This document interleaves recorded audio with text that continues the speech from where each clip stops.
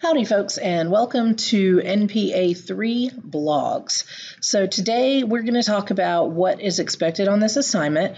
As usual, I have resources available for you, including a list of sample blogs. There are about 9 or 10 on here that you may want to look through and choose from if you have no idea where to start. There's also some background videos that tell you about the beginning of the blog revolution and different things to do with that, and of course prior student work samples. But let's actually get into and look at the instructions themselves.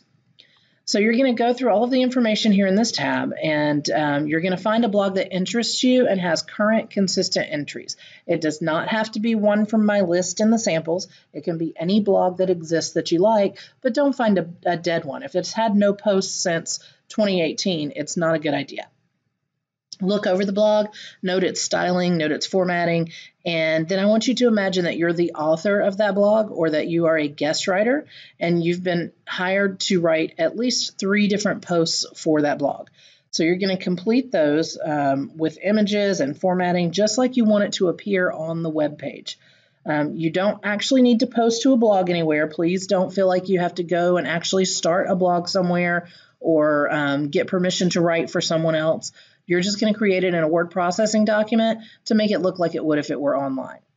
Now, for the post itself, the parameters that you have to have, each different post has to have its own title, something engaging that pulls your readers in. You need to format it like you want it to appear on the site. I don't think I've ever seen a blog anywhere that has Times New Roman 12-point font double space. This is not MLA, it's not APA, so make sure that whatever you produce looks like it would look if I were looking at a computer screen. No fewer than 200 and no more than 400 words per post. Again, you're doing 3 separate posts for this blog. You want to include at least 3 images. You can include more, of course, but that doesn't have to be necessarily one per post. You could have one post that is all text, one post with 2 pictures in it, and one post with 1 picture. It's completely up to you. Any images that you don't find under free use must be captioned with an 8-point font right aligned under the image that says photo courtesy and gives the link.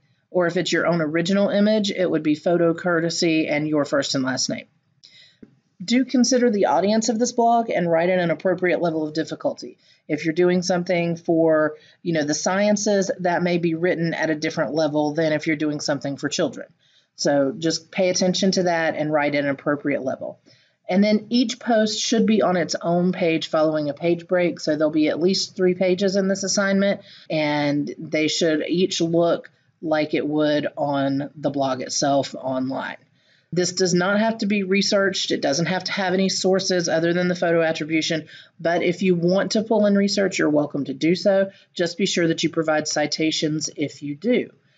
And finally, always, as with other non-project assignments, this one does not have peer review, so you do not need to submit it through EduFlow. Simply submit it under Submit Assignments by its due date, and remember that it must be a PDF before you hit Submit.